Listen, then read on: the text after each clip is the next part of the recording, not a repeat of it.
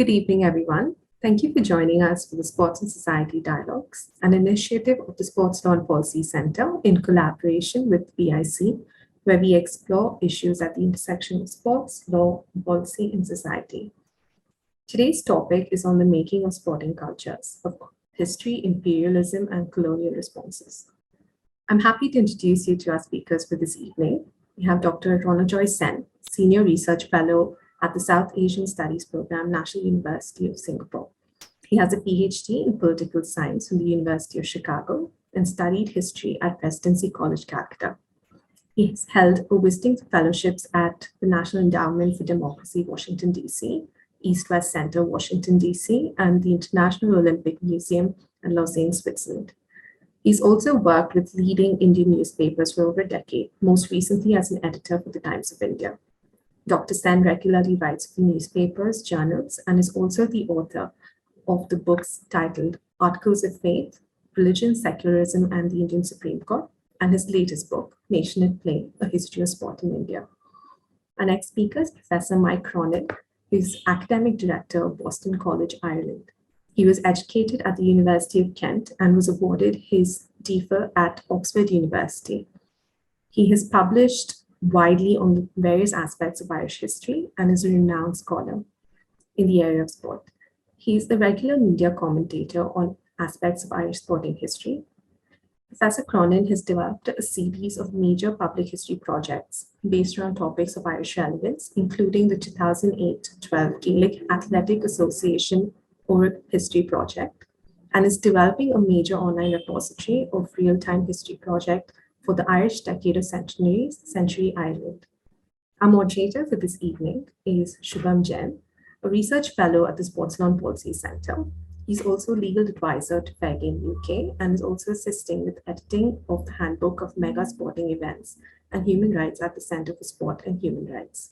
In October 2022, he will begin his PhD at the University of Cambridge, where he will explore the role of law and policy in improving access and inclusion in sports, with a particular focus on cricket in India, South Africa, and the UK. Welcome to all of our speakers. Before we begin, if any of our viewers have any questions during the sessions, please type them in the question box in the Zoom toolbar, and our speakers will try to address some of your questions before the end of the session. I will now hand over to Shubham to take forward this discussion. Thanks, Agita, and thanks also to BIC for hosting the session and SLPC for organizing the session. Sport occupies a vital part of our lives for many of us. We follow our favorite teams and players obsessively. Sometimes we even structure our daily lives and schedules around sport matches and events. In this fast-moving cycle of modern sports, we often get little time to think about sports beyond the field. Why is the sport played the way it is? Why are specific sports played in certain parts of the world? What do we mean when we talk about a culture of sports? Our panelists today have thought deeply about these questions. Professor Cronin developed the Gaelic Athletic Association's Oral History Project, which tried to understand the complex history and contribution of an organization which was established to preserve and promote the uniqueness of Irish games. The project also looked at how the GAA continues to influence Irish sports, culture, and society, and what it means for Irish, both home and abroad. Dr. Sen has produced a wonderful book about how Indians have engaged with sports since ancient times and how various political, cultural, and social developments over the past years have transformed our relationship with sports. In particular, he has contrasted how cricket, a colonial sport, was adopted by Indians as its own, while several local games and sports were sent down a path of obscurity. In this session, with the help of our panelists, we'll try to examine the role of history, imperialism, and anti-colonial struggles in shaping sports and sporting cultures. Welcome to the Sports and Society Dialogues, Professor Cronin and Dr. Sen. To begin with, I think I'd like to ask both of you about how these respective projects came about, a little more detail about the projects, and what were your professional and personal influences which inspired you to undertake these projects. If I may invite Professor Cronin first. Oh, thank you. The Gaelic Athletic Association, or the GAA, was founded in 1884. I'll explain a bit about that in a moment. But the project came about in 2008, specifically to celebrate the 125th anniversary of the GAA. My interest as a historian was very much that here was Ireland's largest sports organisation. So basically, 1 in 5 people on the island of Ireland is a member of the GAA.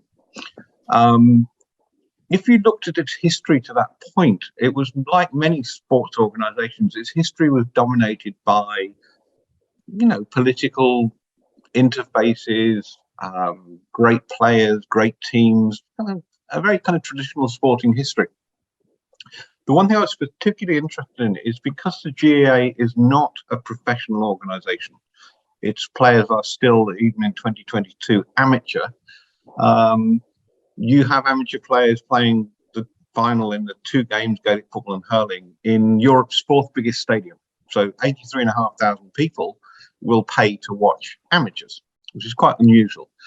And really what you understand is this is a sporting organisation which, over a century old, relies on community and volunteer efforts. So if you drive around the country, every village, every town has its GAA clubs. But everything is voluntary. So really the idea behind your oral history project was to say, okay, let's move beyond the field of play, if you like. If we have sport functioning as a social organisation, a civic organisation, why do people buy into this? So we set out to interview people across Ireland and then amongst the Irish diaspora. In the end, we interviewed around 1,800 people. The archive, which is online, runs to something like 40,000 hours of interviews. And it was to try and understand people's relationship to sport generally, but in this specific case, the Gaelic Athletic Association, and what it actually means to people. And that could be social, it could be communal, could be how their family tied in with it. And obviously in the Irish situation, it was the very specific question of why Gaelic games? Why have you bought into this specific game that basically nobody else in the world plays? And if they know about it, they probably don't care about it. So, how do people, especially, we interviewed the oldest person, I think we interviewed 106 all the way down to sort of somebody in their late teens. It's that notion of how does identity form, emerge, how do people think about it when they live in the sort of world of global sport? Soccer, rugby, cricket, all these things are bombarded onto the television. Why was their primary relationship with the GAA?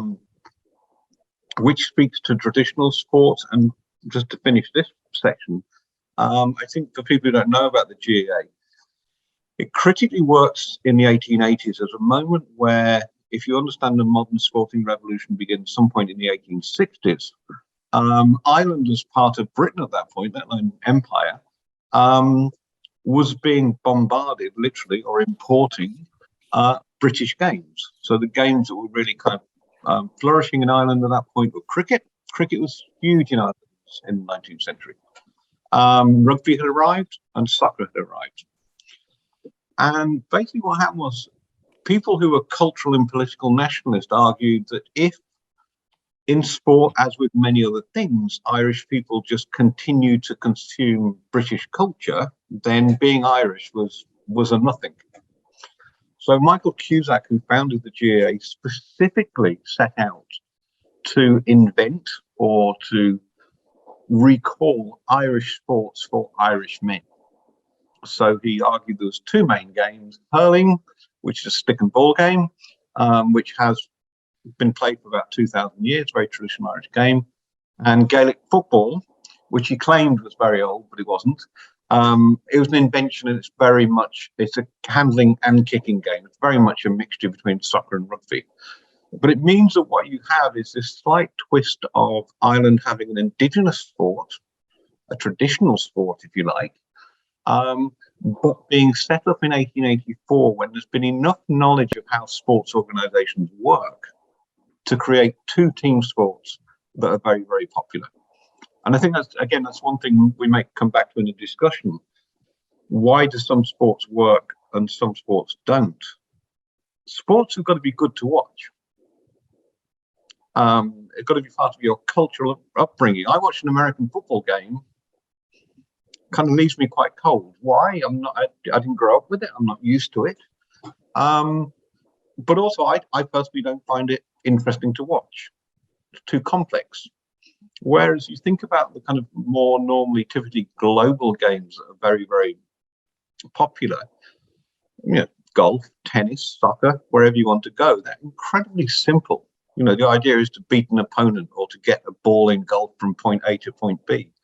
And I think that's important in the Irish case. Yes, you have this kind of retrofitted indigenous game, but it's being built in a very modern, consumable form.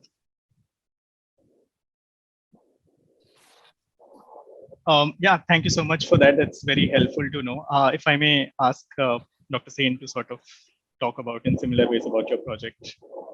Right. So I don't have a as complex and interesting an explanation as Mike did. Like many in this gathering, I have been a sort of passionate follower of sports since my childhood days. But you saw my bio, and I'm of course a political scientist by training. But besides my identity as a political scientist, I've also spent over a decade, almost 12 or 13 years in Indian newspapers, starting off with Telegraph in Calcutta and then the Times of India. And during my stint in the Times of India editorial page, when I was in Delhi, you are expected to, in journalism to write about different things. So even if you have a specialization, you kind of willy-nilly become a jack of all trades. And one of the things I used to quite frequently write, the unsigned edit pieces, was on sports.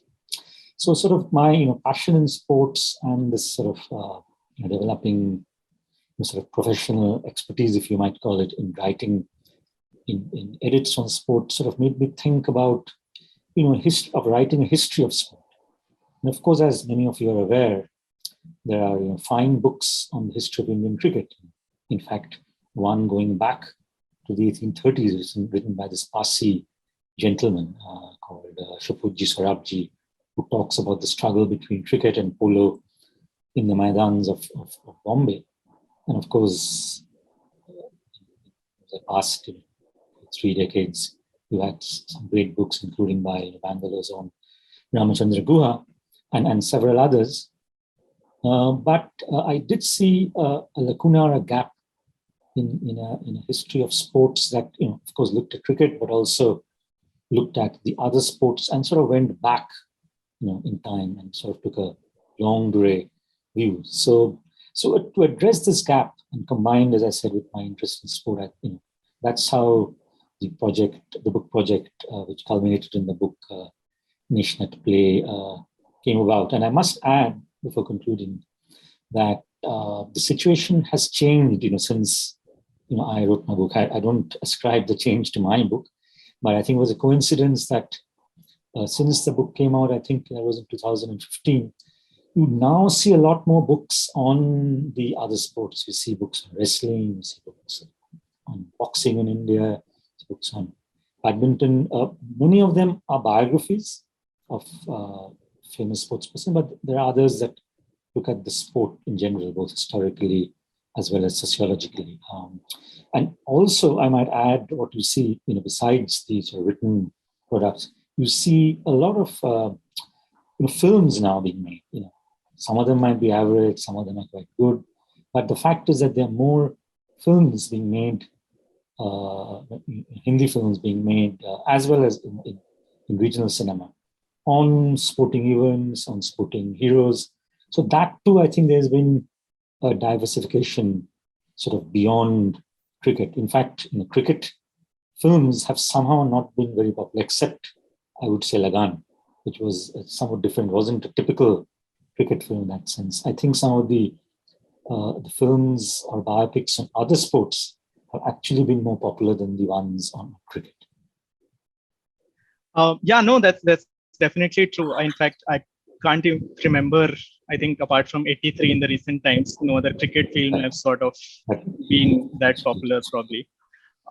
But no, that's very helpful to know from both of you as to how these projects came about and a bit of a history in terms of the GA particularly, because a lot of the members of the audience might know about this.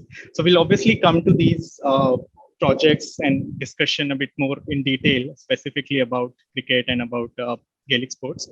But before that, I think I'll want to start by sort of a discussion on your understanding of what you think is meant by sporting cultures, because that is sort of what we're trying to sort of think about in this session. So is it something to do with so when we say that a country has a sporting culture or a culture in a particular sport, do we seem to understand in terms of whether that country has elite level success in that sport, or that a lot of people from that country or society or community follow a particular sport or support it, or that it is about participation in a particular sport or sport generally, or something else, or a combination of these? What do we sort of understand when we talk about sporting culture? I think that's a very big question. I think there are distinctions. I think you make the correct distinction between participation and spectatorship. That, you know, in a lot of the world, participation rates are going down. Not everywhere, but I mean, I think, you know, the kind of the tradition of participation of kind of playing sport as a pastime or in kind of local leagues, etc. I think the future of that's unclear, because I do think the kind of the media juggernaut, especially in this, probably since the 1990s and the sort of advent of the digital age, has really taken sport into a whole new stratosphere, which is so far removed now from participation. I think the idea that if you go back to, you know, maybe the decades after the Second World War, where, you know, if you played soccer, you played cricket, you went to the local ground to watch a game, there was some kind of commonality that these people weren't earning, you know, massive fortunes for playing. They were, in all likelihood, kind of working class people like the spectators. Therefore, you know, you played soccer on a Sunday and you watched it on a Saturday. It's kind of the same activity. Whereas clearly in the world of the Premier League and La Liga, Serie A, etc., the distance between the participant and the player and the spectator is a massive gulf. I think the idea of a sporting culture, I think there's again, they kind of break down in my mind to sort of very different things. I think there's a global passion for sport. You know, you get those people who, you know, will watch the Olympics, you'll watch the World Cup, you'll watch your local league or your local sport. So, you know, if you're in South Africa, for the sake of argument, you'll mostly be interested in cricket, rugby. You know, if you're in Australia, it's Aussie rules, cricket, rugby league. So some of it's national, some of it's regional. I think the idea of a culture, though, is, I think it's really trying to understand, again, to my mind, it's the passive and the active. So I think, again, there's a big distinction. I personally go to a live sporting event maybe twice a year. Okay. I'm interested, I work on it. If you ask me who won match X at the weekend, I could probably tell you. Okay. But that's been mediated to me. That's me online, that's me watching TV. That's not me kind of performatively consuming, and we slip into that thing of sporting culture. I think also drifts then into the idea of the fan. You know, the idea that the person who wakes up on Saturday morning, if it's soccer, to go through a whole series of rituals that gets them to the ground with their friends, with some drink, with some food.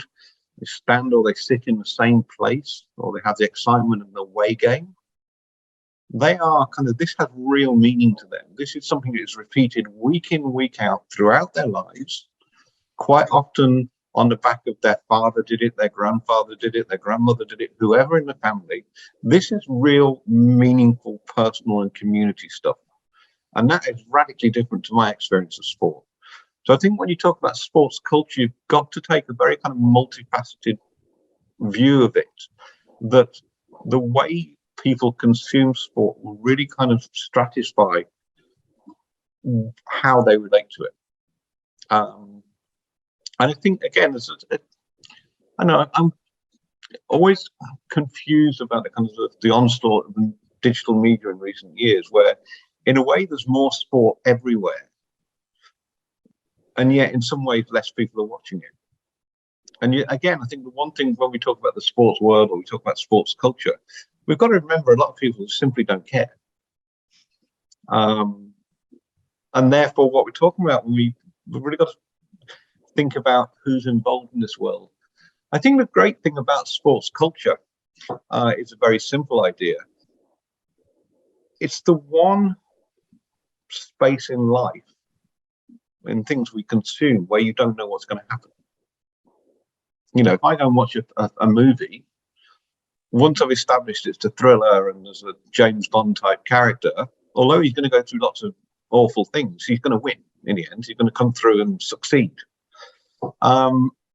You know, if I go and watch a play, unless it's a brand new play, I know what's going to happen. I can look online and read a review from the night before and someone says, oh, it's really good and this person does this, and I know what's going to happen. If I sit down to watch a horse race, a golf game, a soccer match, a cricket match, I do not know who's going to win. And I think it's that culture of the pure kind of excitement, the unexpected and so on, that really feeds into it as well. So I think it's the form. I think it's understanding the different ways different groups of people relate to it. And my final point is this one, when you talk about sports culture, this is something that's built and developed and has a relevance over, roughly speaking, 150 years. But from the modern sporting revolution in Victorian Britain and outwards, this is something that's been a constant and yet has always managed to be relevant to different societies. And I think that's why you can look at certain things like perhaps boxing. I know boxing still generates huge amounts of money, but, in real terms, boxing is probably in decline. Why? Because as a society, we think two people smashing each other over the head isn't a good thing. We're having a moral problem with it in the way the Victorians had a moral problem with animal sports.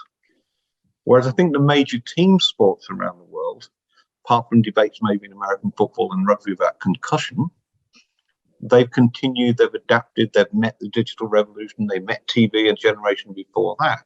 Sports adaptability also feeds into the permanent, maybe not permanence, but the longevity of its culture. That was a fairly comprehensive sort of answer, and I don't have too much to add, but I like the distinction that Mike made between watching or consume a sport and participating in sports. So I think sporting culture, I would say, encompasses both the spectatorship as well as the participatory aspect. And as Mike said, many of us are passionate about sport, but many of us, again, do not really physically go to see or watch a game, unless you have young kids. My kid is now over 21, but you do at that stage of life, I think, watch sort of your children participating in school games or club games. So that is a sort of different kind of world compared to sort of the professional sport that we are attuned to watching. But I just want to make a quick point here. When we talk about sporting culture, which again, like political culture in the other sort of field that I study, can be quite fuzzy. At one level, it can also be quite all-encompassing on the other. So it covers various diverse aspects of one phenomenon. But sporting culture is often used, and particularly in India also, to talk about sort of linking it to national identity, whether X, Y, Z country has a sporting tradition, has a sporting culture. And so that's also one way in which that is used. And in fact, when I was writing my book, one of the things that I was sort of arguing for, even though it was mostly a narrative book and it didn't really have a sort of holding sort of theoretical framework, but one of the things that I came across, and many of you would have come across this in different forms, is the assertion that which was made by a famous Indian sports administrator called Ashwini Kumar, who was quite intimately associated with the Olympic movement, to the effect, and I think this originally said it in Hindi, but translated as saying that sport basically is against the Indian ethos or the Indian cultural tradition.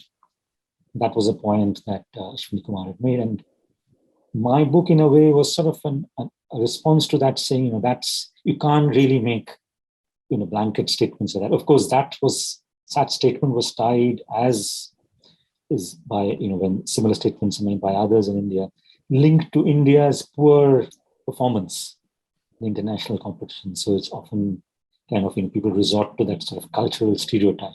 Indians can't, they don't have a sporting ethos, hence, they are not good at sports. So I think there is that aspect to it, sort of a national character, national identity, which one could link to this sort of umbrella category of sporting culture.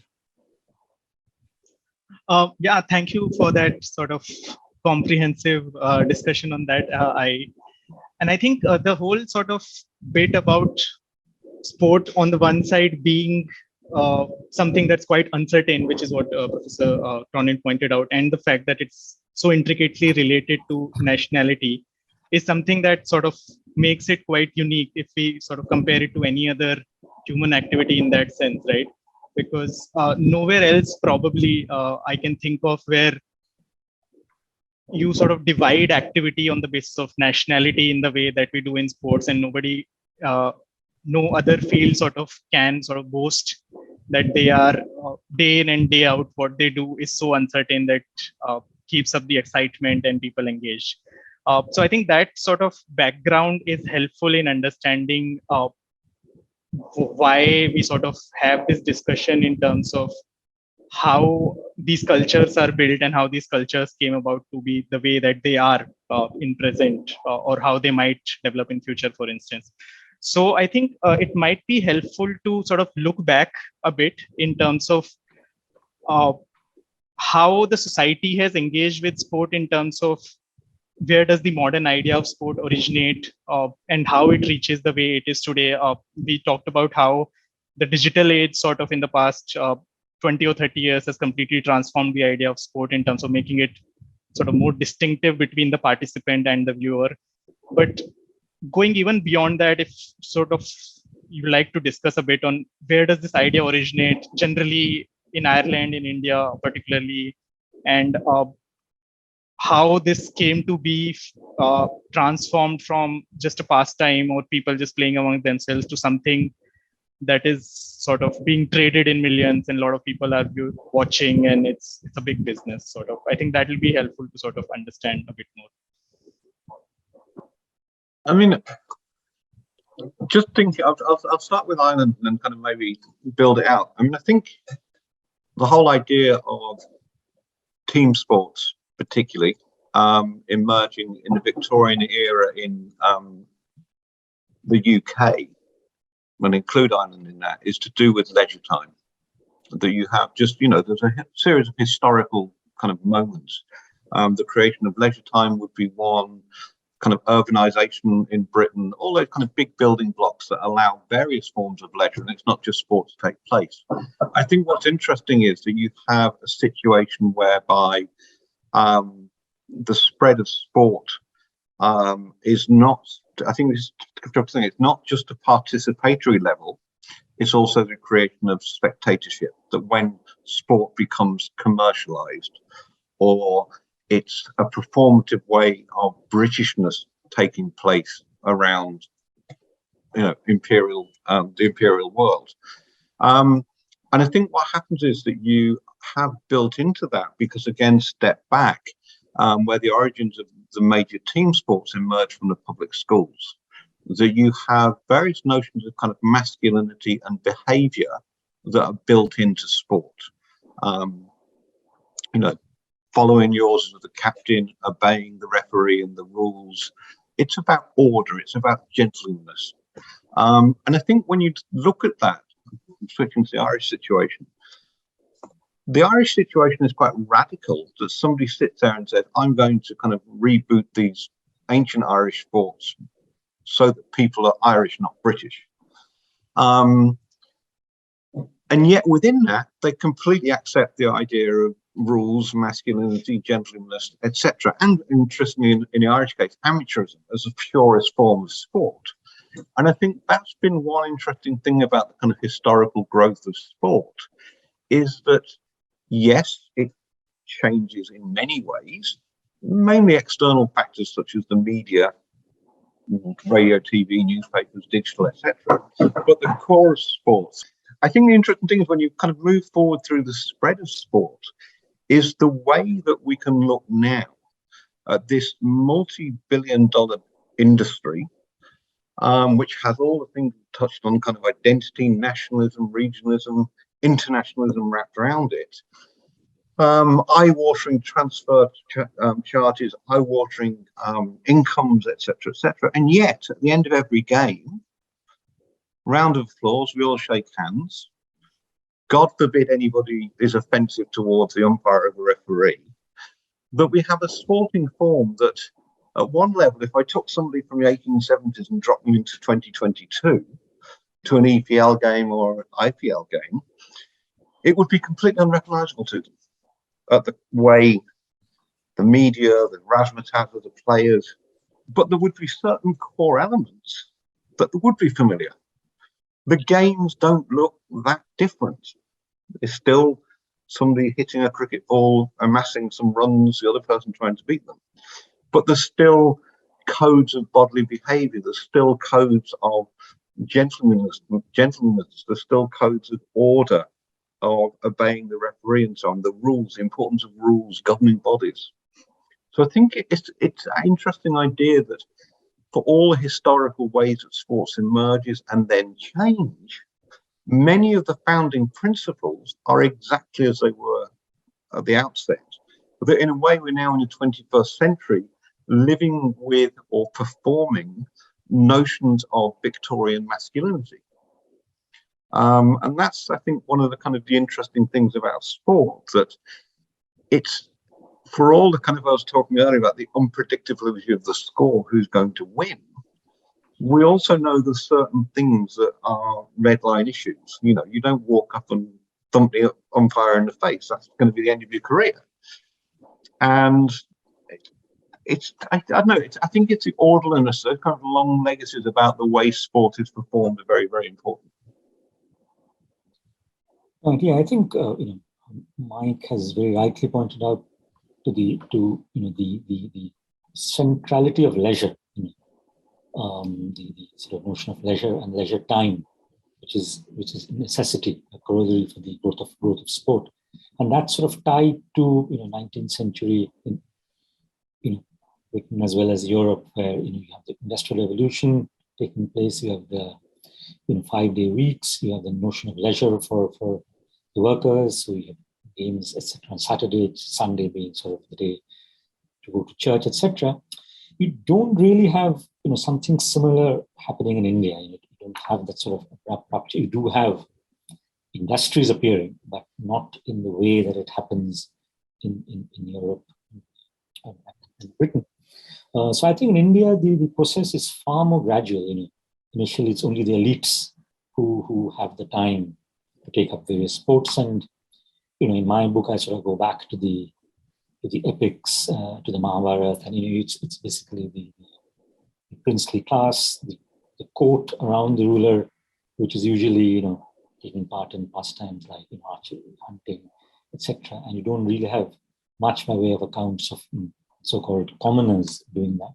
But over time, of course, you do have. So it's a complicated process. And I think once the British introduce in that long 19th century various sports, we do see, initially the elites, the princely classes, initially, and then subsequently the middle classes. And there's a slow percolation, through different stratas of Indian society. And it's again, happens over time. It's not a sudden process.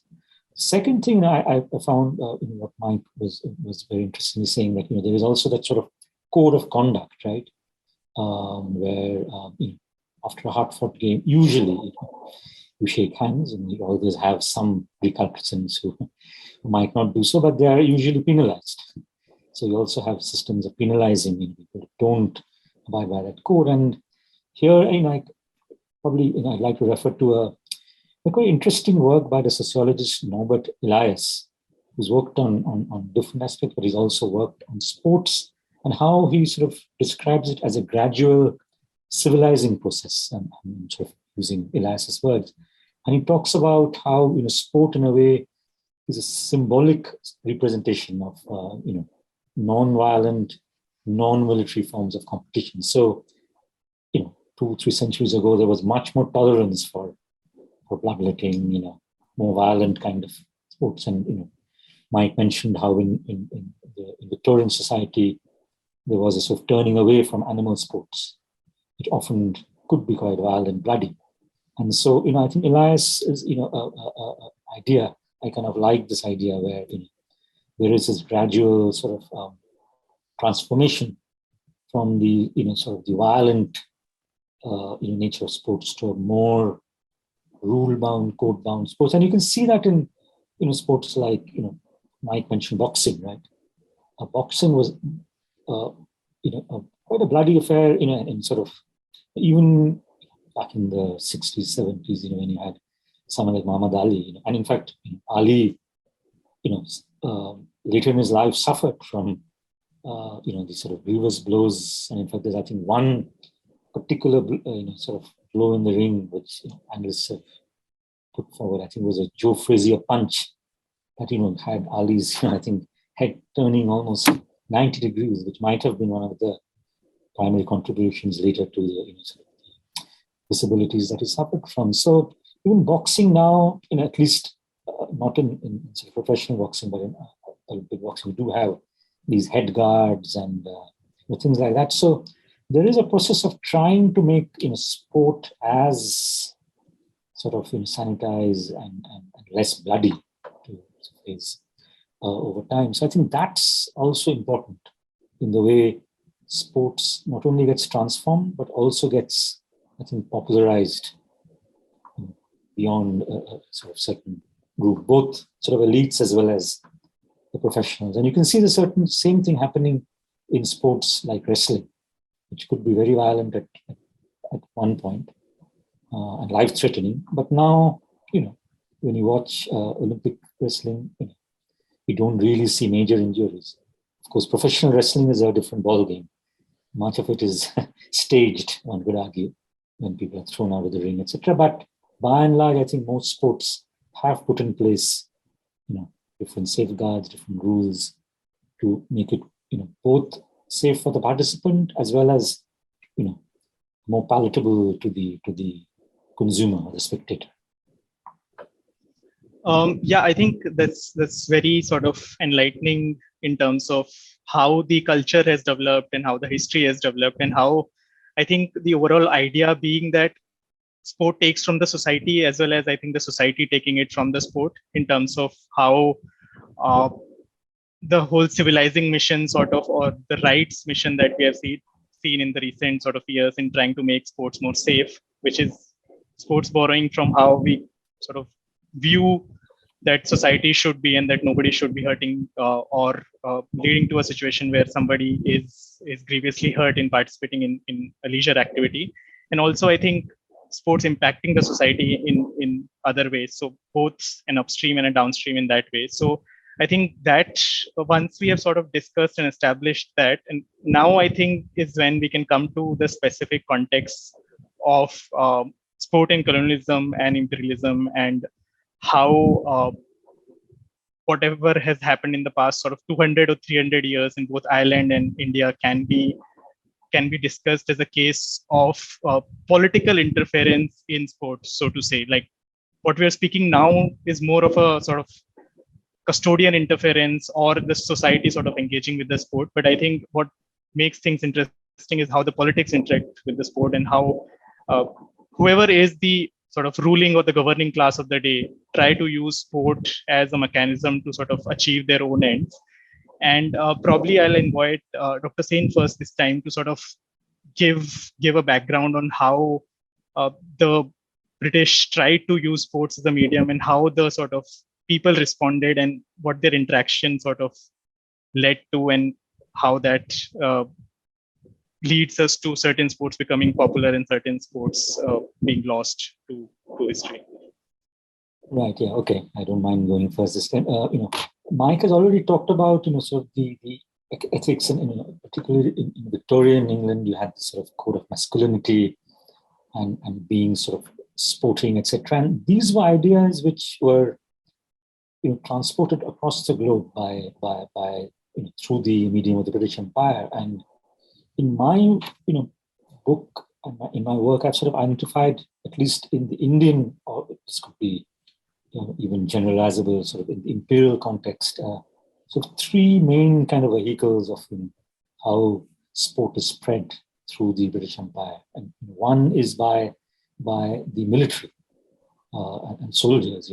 So I think you find accounts by British soldiers themselves, but by writers too, that most soldiers would carry with the gun probably a cricket bat or a soccer ball. So that was one way, the British Army or the military was sort of taking their, the sports that they played to different parts of the world. So initially they were playing amongst themselves, then that would be picked up by the natives or the indigenous people where they were posted, etc. The second medium were the clubs. So you had sort of the British clubs all across India, the so-called gymkhanas. But then quite quickly, the middle classes, the Indian professionals also started aping these. So for instance, in India, very early on, you had the Parsis, who were, of course, a very Anglophile community and also quite wealthy. They were forming cricket clubs, but in the 1860s, 70s. But quite quickly, you also had clubs, football clubs, soccer clubs, formed by sort of Bengali professionals or even Bengali middle classes, springing up in Calcutta, Bengal, and then you find it elsewhere. So the clubs were also a vital medium for spreading sport. And finally, you had the public schools, which were really sort of, I think, at the forefront of spreading sport and the sort of Victorian ethic around sport. And this you can see across India. So all the public schools like Mayo, Rajkumar College, Atkinson's College in Lahore, etc. And at the forefront, you have these sort of colonial educationist principles of colleges. So, for instance, for someone like Ranji, the great Ranjit Singh Ji, after whom India's premier cricket tournament is named.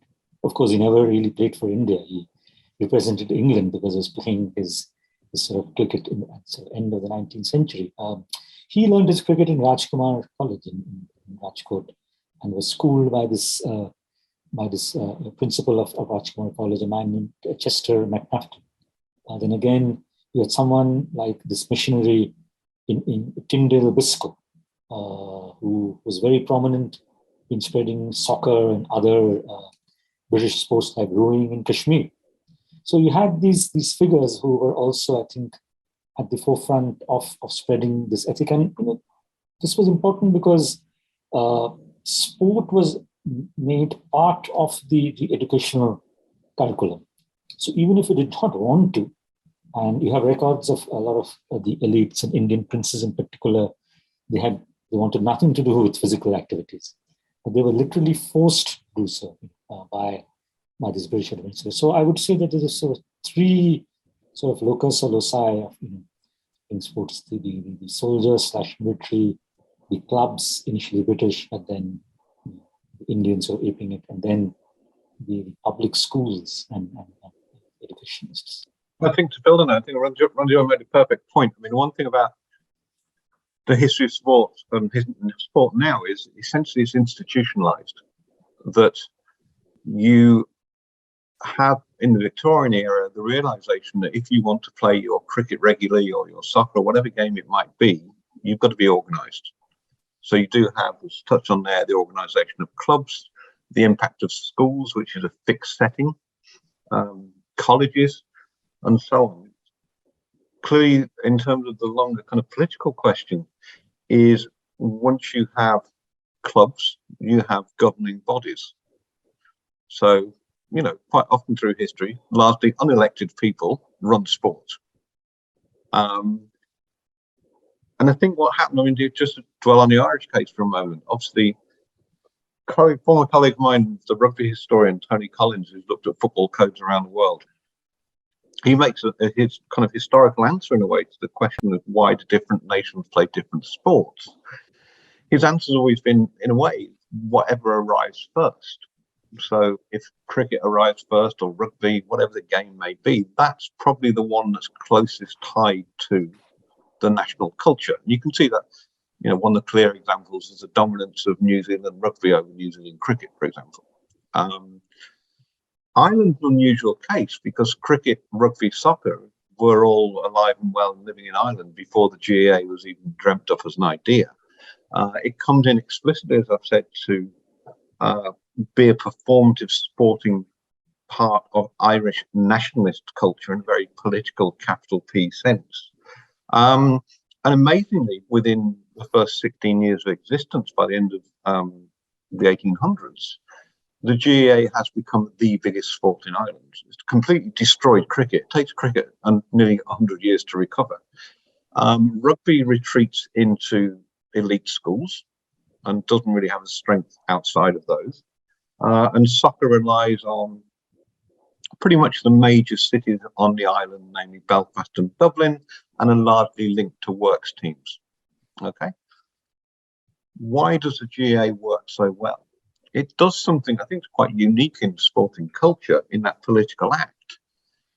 In the 1890s, it introduces a ban on its members playing or watching any British sport. So, and that's a clear challenge in kind of nationalist political context. That's a clear challenge. You're either with us, the GAA, and you're marking yourselves as Irish, or you're with them. And if you're playing soccer or watching soccer, you're identifying yourselves with the imperial overlord, with Britain. And once you give people, it's very date specific, but once you give people that clear choice, if they feel themselves as Irish and nationalists, then yes, they'll play Gaelic games, they will reject the British sports. Now in Ireland, that has managed to sort of perpetuate itself. The Irish Soccer League now is very small. If you're anywhere halfway decent, you'll go and play in England or somewhere else. But politics in the Irish setting has always been there because the GAA has been avowedly political. Interestingly, moving beyond Ireland, the GAA's its rule book says it's a non-political or apolitical organisation, which is true of pretty much every sports organisation. And yet again, herein lies one of the kind of complete, contradictions within sport, that we talk about this good thing in our society. It keeps people fit and healthy and gives them a sense of identity. It brings them together in a community. And yet it's one of the biggest political forces in the world. And what I mean by that is, I think it works at different levels. You have a game, even if it's a shared game, soccer, cricket, whatever it may be, where the performativity in and around that game becomes national. Okay? That the IPL looks Indian, county cricket looks English. It's the same game, but look what's wrapped around it in the stands. Look at the way it's played. Differences develop. You can see it in soccer. It's also then the problem of federations and associations at the national level making decisions that push pretty much all the sports into a global setting, be it the Olympic Games, be it the series of World Cups. The idea then of boycotts of, at the current moment, banning Russia 40 years ago, banning South Africa. People are making, avowedly political decisions about what sport's for, who can be included and who cannot be included. And I think, again, that goes back to you've got to take the big history here. And I think Ronojoy's point earlier about clubs is absolutely critical in understanding why sport is political. The first clubs are not political, capital P, but when they decide we're forming a club, they decide who's in and who's out. And you're out normally on the basis of gender, and then possibly on issues of religion and race. Now, that changes and liberalizes over 150 years, but again, it's something that's hardwired to sport. We're apolitical. But sports bodies are constantly making political decisions. And usually it's about inclusion and exclusion. Yeah, I just want to quickly jump in and add to what Mike was saying. There's a contrast between the Irish context and India. So in Ireland, there was a conscious shunning of the so-called British sports and an adoption of so-called indigenous sports, whereas in India, of course, you had indigenous sports being played at a certain level, but from fairly early on, of course, the elites initially took to the British sports. One of the things was to get closer to the colonial administrators. So when people played polo, cricket, whatever, you had proximity to sort of people in the sort of highest echelons of power, and that's quite reasonably well documented. But also from fairly early on, 1880s, 1890s, the Indians are also seeing the sporting arena, the sporting field, as a way to compete against the British and to beat or best the British. So in a sense, using their sports to make a statement. So instead of shunning that sport, so even as Anglophile community as the Parsis, when they beat a cricket team of the Parsis, beat a visiting British team in 1890, there are great celebrations and there are some sort of notions of nationalism, etc., associated with. And 2 decades later, and which is probably the kind of the sort of canonical event in Indian sporting history, is when the Calcutta Soccer Football Club Mohun Bagan beats this British regimental team, the East Yorkshire Regiment team, in 1911 in the sort of premier football tournament of the time, the IFA Shield. That is seen as a hugely important moment for internationalism, and that's how it's described in both sort of regional newspapers as well as English newspapers. In fact, in one paper goes to the extent of saying what the Congress, International Congress, and the proponents of Swadeshi have not been able to do so. The Mohun Bagan team has done, beating the British at what to describe as sort of the quintessentially sort of British game of soccer. So there is that element, competing with the British and beating the British, and that comes through in several contests sort of across different sports, but most particularly in the team sports that used to generate the most passion as well as the most spectators, namely cricket and soccer. I think this contrast is very interesting because we see completely different strategies being applied in the two countries. Ireland, they're trying to build a national identity around shunning the British sport and trying to promote Irish sport, whereas in India, a part of the anti-colonial movement is trying to better the British at their game.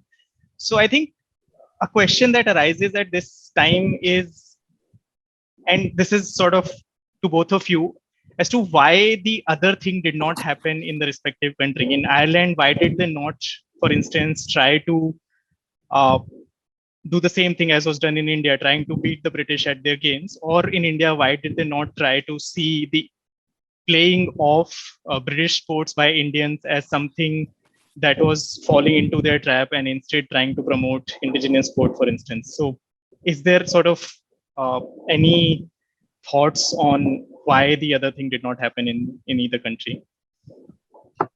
I think some of it just timing.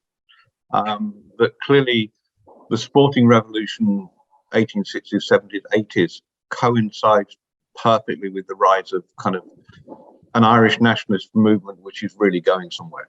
That there is a real correlation in the language around the foundation of the GAA, that they are preparing young Irish men for military participation.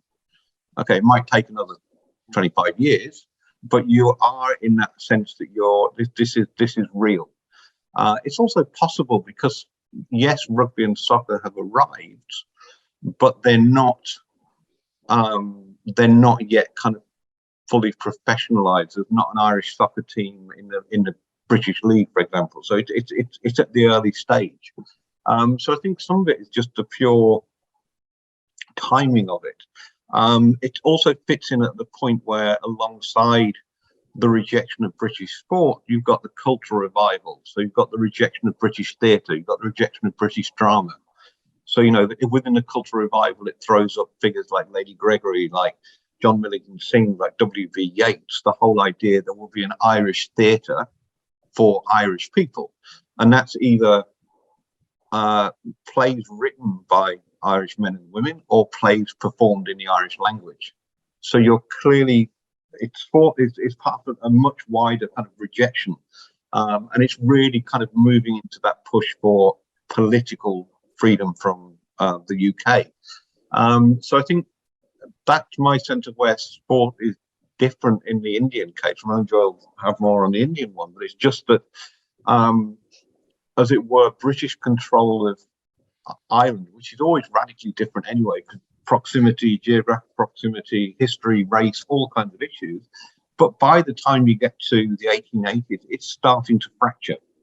Therefore, that when sport comes in with this big political statement, it's easier to kind of destroy, if you like, those British pastimes, traditions that are there. And just one thing very quickly as well. I think the kind of the moment of the national victory against England, against the mother country, and that language that's used in India, it's been used in Australia, etc. It's quite interesting. If you ask the average English person, what was England's great defeat in soccer? It's 1953, and it's when the Hungarians beat England at Wembley, and it's the first time England are defeated at Wembley. What they forget is in 1948, the Irish beat England 1-0. But it's mentally rejected because Ireland's still seen within the British framework as a home nation. And I think, again, those kind of ideas of the big defeat, the big victory, depending on which side of the centre you are, it's how you're relating to the imperial centre. And the British-Irish relationship, for all its complexity, is distinct to the relationship between Britain and somewhere like India. So again, I think there's kind of issues there.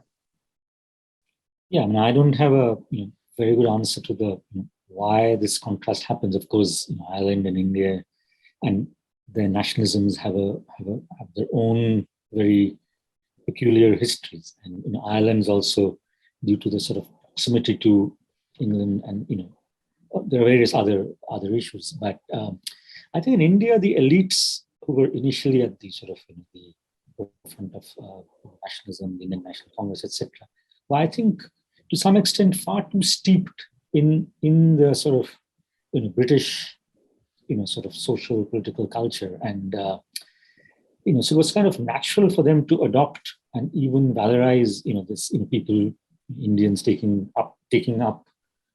to Western British sports and then using it to better or best the British. Interestingly, one might add, so someone like Nehru, for instance, would very much fall in the category. He loved his cricket, studied it in Harrow, etc. Was quite passionate about cricket, even post 1947. But Gandhi, Mahatma Gandhi, on the other hand, had actually, and of course, he had an aversion to sport in general. But when there were sort of efforts made to rally support for say a cricket tournament in Bombay, he was against it. For different reasons. It was not. The story is a bit complicated. And again, there's this kind of incident where the Indian hockey team needs to go to the Olympics and is raising funds, and they go to Gandhi, and Gandhi says, something to the effect, I've never really heard of hockey. I've not. This is field hockey, of course, and he says, I've never watched a field hockey, a match ever in my life. So I'm not going to sort of get into this business of trying to sponsor or raising funds for the hockey team to go to the Olympics. So I think there is that element. I think by and large, the Indian elites were quite caught up, enamored of Western or British sport. And Gandhi, in that sense, was probably an outlier.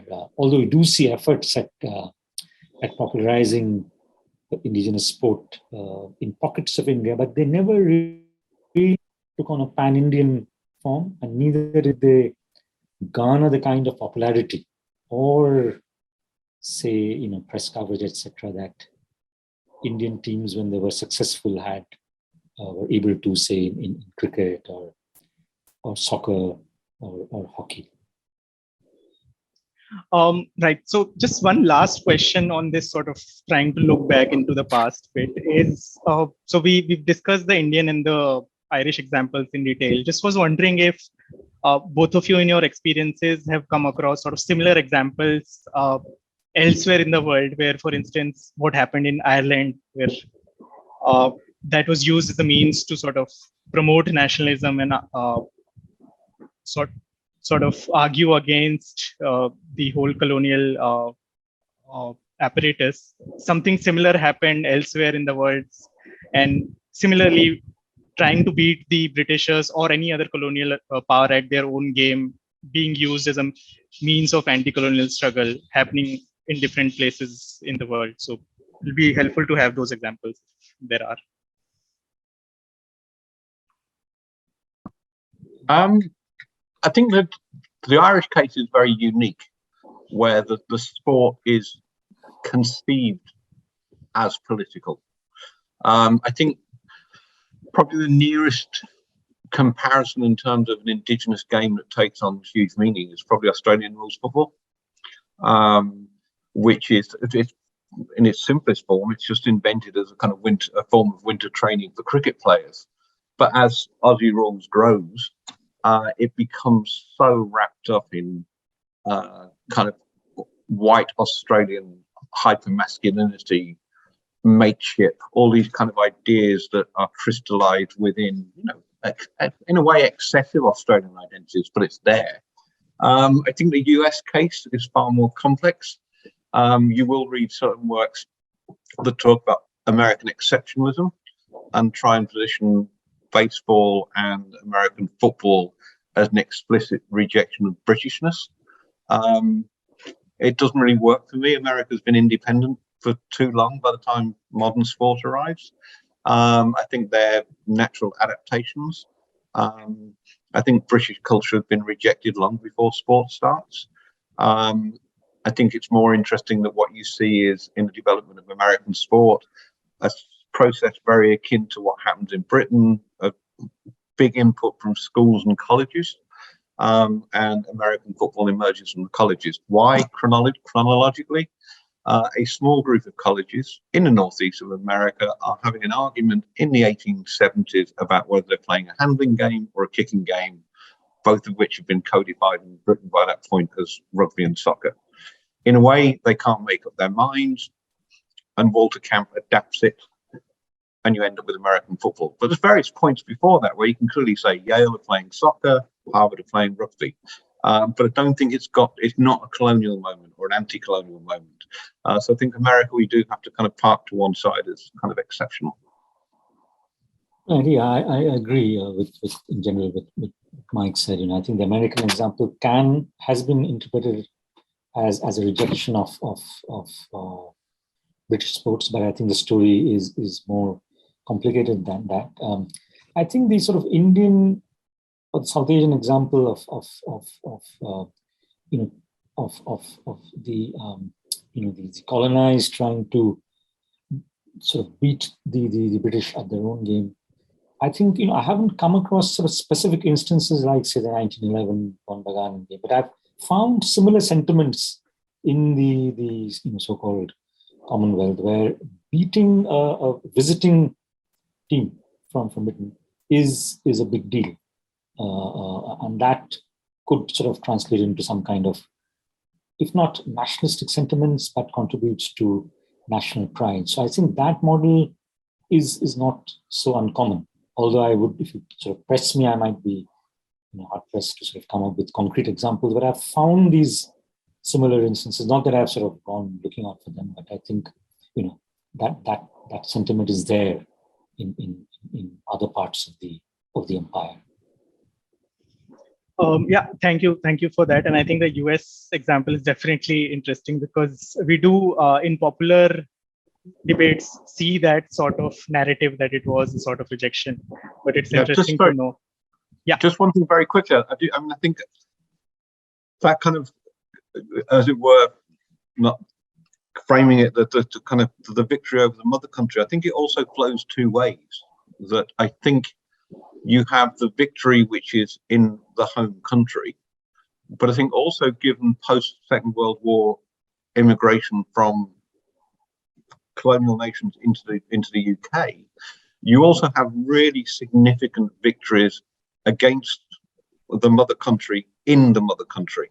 And I think if you look at the whole idea of how it's played out, particularly with the West Indies, if you think about the kind of Windrush generation, as a kind of influx of immigrants from the various Caribbean islands, you have some sort of late 1950s into the 1960s, that moment whereby the West Indies are not simply playing at the Oval or Lords, they're playing in front of a crowd which is black, which is their people. And it's interesting the way the British media charts their way around this, because of these people at one level are, as it were, part of empire, part of us, and yet are cheering on their side. And I think that the messages and the messaging around international sports victories really does start revolving around where it is and who's watching. And I think kind of global migration, and you see that increasingly, global migration has a real impact on sporting venues, sporting crowds. Yeah, and I just want to quickly add that, that's important, sort of meeting the sort of so-called mother country in their own sort of setting. And I think, you have sort of two incidents that one can quickly mention. In India sort of beats Great Britain in hockey in the finals of the 1948 Olympics in London. A great moment for India. But, I guess if you ask someone from Britain, I don't think they'll probably remember. Too many people wouldn't sort of talk about it as a significant event. But for independent, sort of newly decolonized India, that was a big moment. And again, if you go further on a few decades, in 1971, when India beats England for the first time in England in cricket, that's a huge moment. I was sort of researching my book. I was looking at the newspaper records of the time. Front page, tremendous coverage. Again, if you talk to someone from England, I guess cricket fans might remember it, but it wouldn't sort of be part of their sort of a significant part of their sort of cricketing history, but a huge moment for India, post-colonial independent. Yeah, I think that we can continue to keep talking about those sort of instances. So let's move forward. I think in terms of looking forward and in the present, about the development of sporting cultures and indigenous sports.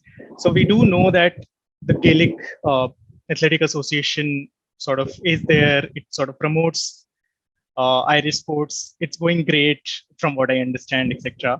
I was just wondering in terms of sustaining these local indigenous games, sports, pastimes, is it sort of possible to do so in the sort of modern world with all the commercial power behind certain specific sports, game going global, the whole digital revolution? How much of it is, again, we come back to the question of sporting culture. What is it that we consider sporting culture, I think? If it is just about participation, then maybe yes. But in terms of professional level and in terms of commercial success, can we view sporting culture to be something that allows for simultaneous existence of the modern sort of commercial sports as well as some bits of these traditional sports? And I think, Dr. Sain, you touched on this earlier in terms of how things have changed since you wrote your book and how sports like Kho and Kabaddi are sort of coming up. So what do you see in the future and how do you think these things can simultaneously coexist, both at the professional or the amateur level and in terms of sporting culture? And I think in terms of indigenous sports, it's only Kabaddi which arguably has a pan-Indian national footprint. And most of us, again, in this sort of virtual room are aware of the Pro Kabaddi League. It sort of models itself on the IPL, begins in 2014. And I've seen some numbers at the time that, the audience that the Kabaddi League got in 2014 was not, it was less than what the IPL got, but not by too much. So it was incredibly popular and it has sort of grown in leaps and bounds. You now have a new sponsor. Ironically, it's the Chinese company Vivo, right, which sponsors the Kabaddi League. I think it's been doing so from 2021. So besides kabaddi, I think the other, sort of so-called traditional indigenous sports, boat racing, Jallikattu in Tamil Nadu, the other sort of smaller sports. And I think they are still fairly niche sports, confined to a particular region or a locality. And I don't yet see them sort of going beyond that. They don't have the kind of audience or interest levels. But kabaddi is really one sport which I think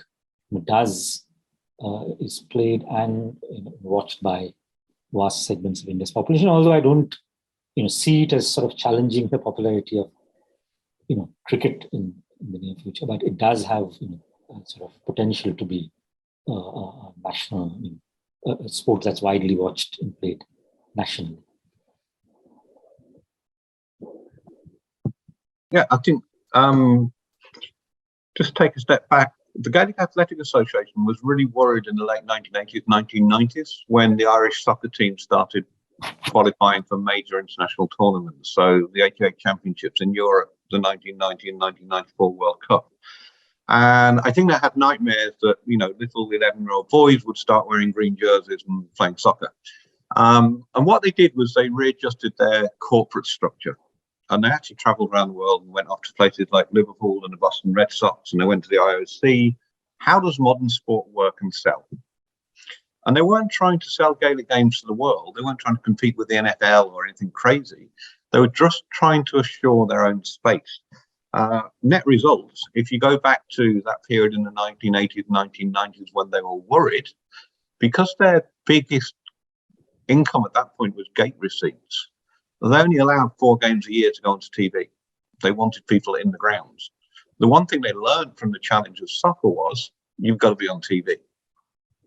Advertising revenue, everything that flows from it. So that by the time we get to this season, 2022, pretty much 2/3 of all championship games in Gaelic games were on TV. Okay. I think also it's changed that people have become far more open to a post-nationalist culture, and that includes sport, so that you have Ireland, like everywhere, is bombarded with sport when you turn on your TV. I don't think there's any contradiction here for an Irish person to stand in about February in their rugby jersey and cheer on the Irish national team, to then worry about towards the end of May which Irish players or their favourite team in England is doing best in soccer, to then jump into the Gaelic game season during the summer. I think that it's just all consumption. Participation rates, the GAA still completely outstrips rugby and soccer. So fast forward, and I don't think that will change because it's part of tradition, as long as the people are keeping up with the marketing skills, about kind of bringing in children, those kind of shared histories, the stories we tell. And I think, if you unpack that globally, again, I think the US is always an interesting model, that if you think of, the big three, probably football, baseball, basketball, soccer languishing in 4th, if not 5th place, has pumped millions, if not by this point, billions of dollars into trying to promote soccer within the US. 1994 World Cup and the 2026, wherever we are. The MLS is now in its 2nd incarnation. It's ticking along okay. But if you look at the numbers, is it making any attempts or any kind of headway into getting to 3rd place, let alone 1st? No. And you can't see, unless there is some major crisis within American football, for example, where concussion becomes this absolute critical issue where it has to be so radically changed as a game that it falls out of favour. You just can't see soccer making headway. Okay, yes, I might teach Americans. Most American students I would teach now played soccer, irrespective of their gender, up to the age of about 14 because their parents like it. It's a non-contact sport. But what sports when they get to college? It's football, it's basketball, it's the traditional American games. So yes, they have a familiarity with soccer. They might even talk about which soccer team they get up to watch on a Saturday morning in the EPL, but it's doesn't translate to going down to their local ground in the MLS in any great way. And if you look at the MLS's greatest success, it's been in major cities where there's not a football team or an ice hockey team, etc. So I think this idea of going back to that idea I mentioned earlier, it's kind of what sport gets in first. It will have challenges, undoubtedly, as we move forward to the next 10, 20 years. But I personally don't see the sporting landscape being radically changed anytime soon, just because of tradition. You know, it's very difficult. If you are a supporter of a game and you love it, and that's the game you discuss with your friends and your family, you're not going to just suddenly jump up and say, oh, I'm going to start watching ice hockey if you live in Australia. That's not how people work. And those traditions, I think, of different sports in different places are so entrenched now, and also so well marketed, and also giving you your narrative through news stories, through online feed, and giving you your heroes and anti-heroes, your villains. You can't just stop that and supplant it with something else. So in that sense, I think the sports world continues. There'll be developments, there'll be new ways of looking at it. But I think the kind of literal order in most nations of which is the most popular sport is unlikely to change. No, I think that is what I had also thought about it. I keep thinking about it, and I think that's probably true. It's very difficult to sort of change from where we are right now and go to somewhere else. But I think this is also a good opportunity for us to probably end the discussion and go on to the Q&A, because we'll want to end on time. So I'll raise a few questions, and I think we can have quick answers. And I'll first raise a question, I think, that directly relates to what we are talking right now, is in terms of whether a project like the GAA Oral History Project, which sort of focused on documenting the lives of people, the association with GAA, etc. Can something like that happen in a big country like India, where we think about documenting sporting history at the grassroots? And can something like that be used as a springboard to sort of bring these lost games or bring these indigenous games to the fore and try to develop them and make them popular? Very quickly, I think such initiatives could work, but only on again, as I said, a localized, regional setting. I don't think it will become, just compare, as you rightly said, in India's size, etc., compared to Ireland, it's difficult to get any national footprint for anything. So it wouldn't be easy. But I think what also needs to be done is, I think that question I was hinting at, I don't think we still have found ways and language to sort of look at, sort of indigenous or popular sports at the grassroots level. So we've had this sort of famous or well-known, subaltern school of history, right? In just 11 or 12 volume. But we probably need something like that, specifically for sports. So in the subaltern history, I don't think there's not a single article on sports. It's sort of more so-called serious issues, like, with looking at the sort of tribal movements, looking at labor, etc. But there's, so I think there is that gap, and that is something that probably historians, sociologists, and particularly anthropologists / ethnographers might look at. Yeah, I mean, very quickly, the GAA Oral History Project worked because Ireland's a very small place. You have on the island 2,000 clubs. We obviously interviewed a lot of people ourselves within the core team, but because they are a volunteer community organisation, they also were happy to do interviews themselves. So we had volunteers who were in our own community working up our questionnaires.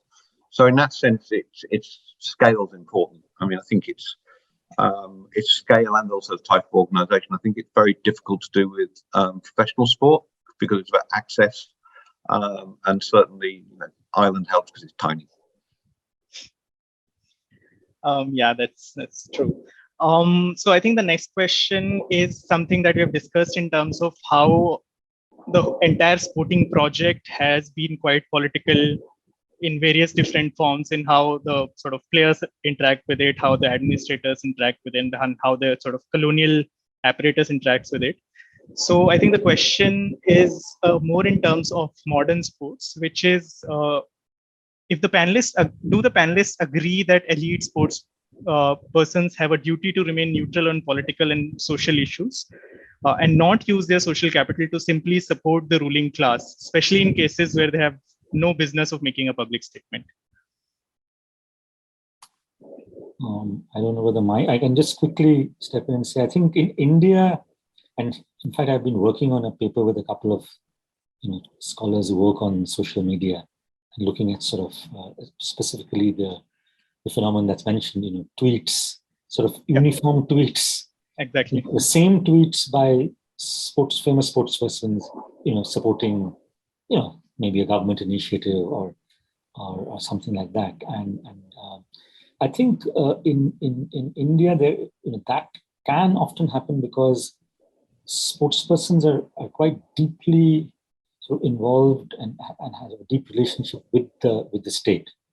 Sometimes as patrons, sometimes otherwise, and it's often very difficult for them to, sort of, criticize, state policy, government policy. And we don't have much time, but one of the things we know is that the political class in India is also deeply involved in the running of sports in India, which is quite different from.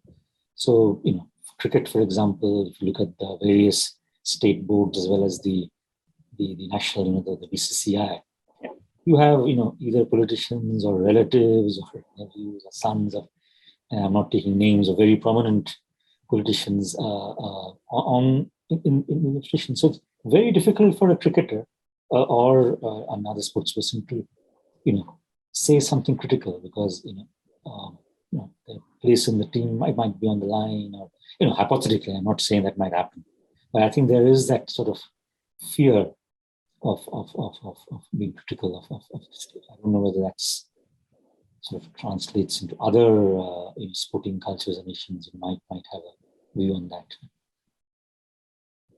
Yeah, I mean, history is littered with athletes who took a political stance and didn't really have a career afterwards. You look back on Tommy Smith, John Carlos from the '68 Olympic and the Black Power salute, career ending. Kaepernick in America taking the career ending.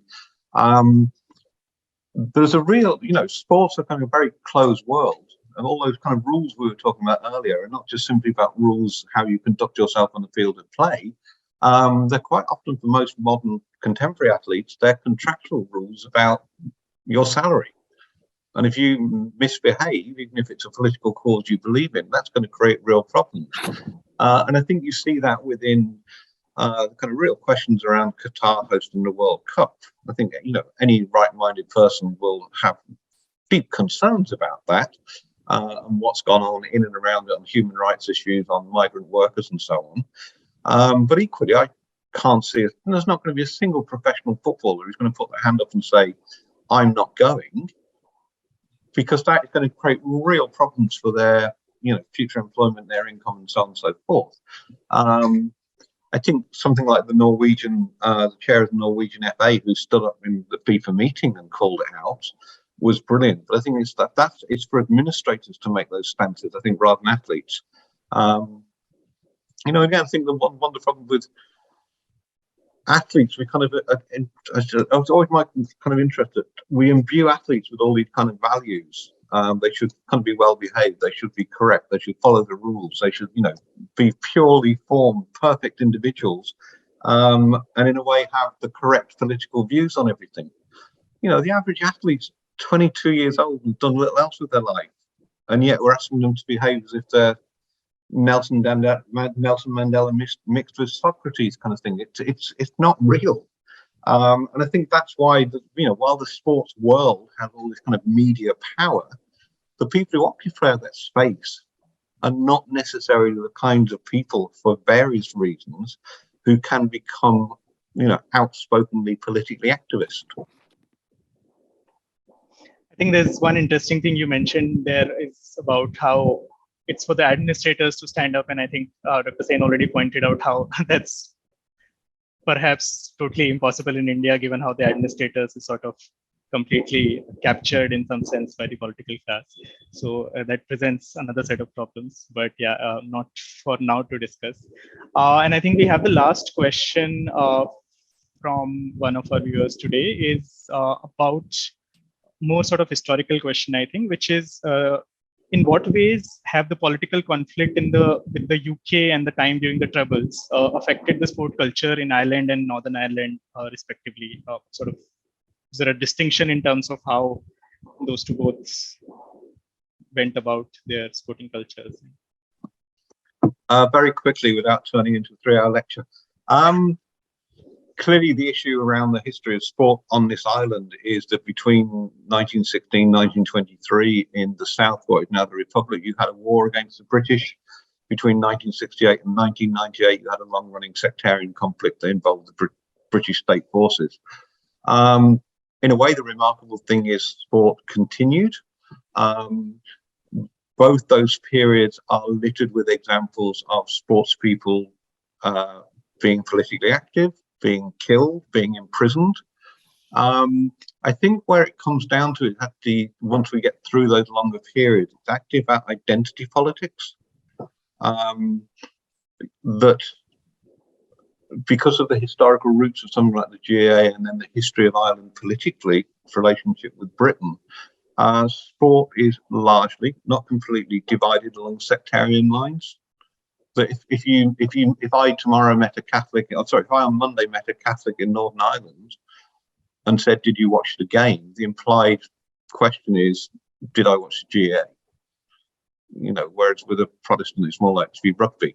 Now that's loosening now as we move into a much longer kind of post-conflict zone. But in this country, on this island rather, 90% of schooling is denominational. If you go to a Catholic school, you play GAA. If you go to a Protestant school, you play rugby, which means from the start of us being kids, your sporting cultures are separate. So the kind of politics around that are very, very complex. I mean, you had the example a few years ago when FIFA introduced a rule that all teams competing in FIFA competitions at the international level, the squad had to all have the right national passport. So if you had the Indian team, they had to have, a squad of 24 should have 24 Indian passports. In Northern Ireland, you choose, it's a personal choice, are you British or you're Irish? That was one way of creating parity of esteem around identity. And simply put, the Catholic players, the players who self-identified as Irish, said they would not play for Northern Ireland if FIFA insisted on them having a British passport. So those kind of identity politics, which are a product of conflict, are still playing out. Yeah, thanks for that.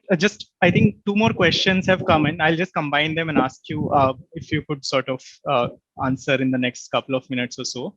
In terms of what do the panelists see the role of schools in building a culture of sports? And if somebody were to go and present an argument to a school leader about the importance of sport, what argument would they present? And slightly related, but not exactly the same, is in terms of the movement in India towards Olympic sports in the recent years. And does this sort of indicate a shift in the changing national sporting culture away from the sort of colonial lens to somewhat more nationalistic lens? Very quickly to the second one. I don't see it in sort of that linear fashion. I think there is generally, greater awareness about sports and the way it's tied to nationalism, to national pride. So I think, and that's also sort of consciously messaged these days compared to say maybe 2 or 3 decades ago. So I think that in a sense is contributing to part of this sort of interest in Olympic sports, but also I would say it's tied, there's you can look at it through non-nationalistic lens too. This ties in a little bit to that school question. I think the so-called effective participating population in sport in India have also been increasing, right? So nutrition levels, health, education, all these are required or a necessity for people, particularly kids, to take part in sport. And that has been happening through general rise in those levels, but also I think the active role of the state in sort of pushing sport. So that's my quick response. I know we're running out of time. Yeah, I think on school sport, it's very complex. I mean, if you look at Ireland, for example, the Irish rugby team at the minute is ranked 1 in the world. Since the era of rugby professionalism in the 1990s, pretty much every single player that's played from Ireland has come from a very, very elite, very expensive fee-paying school. A large part of the fees and alumni donations go into making sure the rugby team is very, very well looked after. And there's almost a correlation now between boys emerging age 15, 16, and then being handpicked for provincial development squads, which will then get them into the Irish team. So we're professionalising boys, in this case, very early on, and that takes huge amounts of resources. Now, that is a particular product of a very elite, very private, very expensive educational system, which I have problems with. I think when you look at mass schooling, the job of education should be education, not necessarily creating elite sports people or potentially elite sports people. I think the idea of sport education should be about fitness. I think also some of the things we talked about here is just the kind of sheer largesse and power of international sports bodies, be it FIFA, be it the IOC, and then at the level of teams and leagues in national settings, sport is incredibly wealthy. And I think the idea that the state, if the state funds education, should be responsible for developing sports people between the ages of 4 and 18 is a nonsense. I think in this day and age, the sports bodies themselves should be paying for it. Yeah, thank you so much, both of you. I think I'll not keep you waiting for too long. I'll just pass on quickly to Yogita to say the final words. But thank you so much. It was lovely having a conversation with you. Thank you. Thank you so much, Dr. Sen, Professor Cronin, and Shubham, for this very insightful session. Thank you to all our viewers as well for tuning in. This brings us to the end of this session. The Sports Law and Policy Center, along with the PIC, looks forward to hosting you all again very soon. Have a good evening, everyone. Thank you. Thank you.